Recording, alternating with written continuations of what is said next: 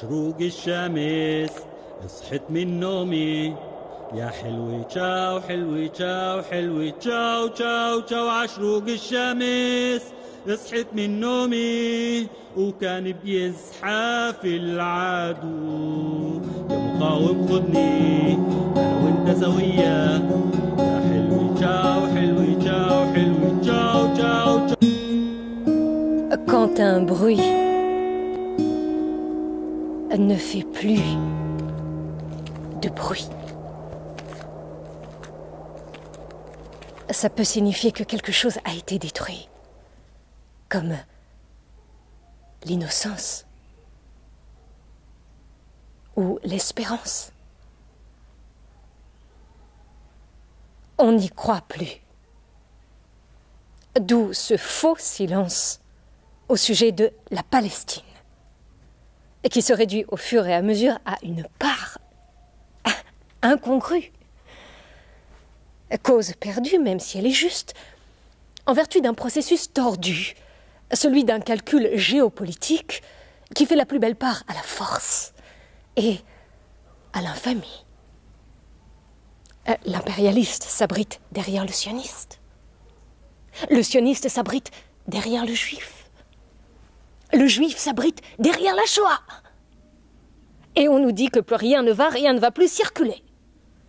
Car on ne peut décapiter ceux qui ont capitalisé, ni faire semblant d'ignorer ceux qui se sont donné les moyens de l'emporter.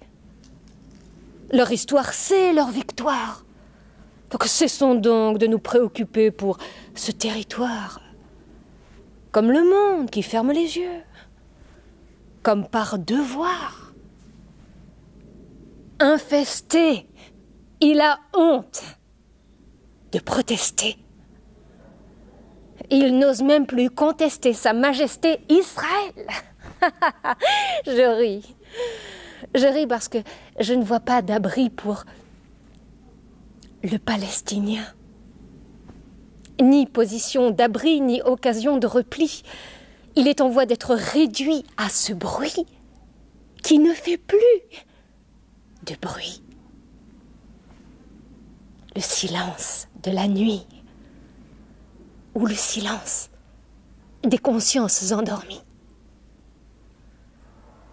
Et pour l'anéantir ou le réduire à néant, Israël dit qu'il n'y a plus de Palestiniens. Ils ont tous perdu la guerre de jadis et naguère, et que les survivants ne font que remuer le vent, en s'abritant derrière les musulmans, s'abritant derrière les islamistes, et les islamistes s'abritant derrière les terroristes, et les terroristes s'abritant derrière un incroyable jeu de pistes où le diable se fait passer pour le bon Dieu. Et l'Occident obtempère, en se disant qu'il n'y a pas d'autre manière de voir le réel que d'adopter le point de vue d'Israël, celui de la boucle bouclée. Et sans se laver les mains, l'Occident estime qu'elles sont moins sales, depuis qu'il se sent menacé par l'islamisme radical. Et il se refait une raison en raisonnant par l'absurde et en se disant que les Israéliens n'y sont pour rien, que les Palestiniens sont les victimes des Arabes, et les Arabes victimes des musulmans, et les musulmans victimes des islamistes, et les islamistes victimes des terroristes, et les terroristes victimes du nouveau désordre mondial, voire du malaise général. La mécanique est fort bien huilée. Le faux raisonnement rendu, mais parfait, par le triomphe, non des mosquées, des synagogues ou des églises, mais par le triomphe de la marchandise. Une cause n'est juste que si on la rentabilise. Le capital étant la seule terre promise. Silence! On tourne. Jérusalem, capitale du capital.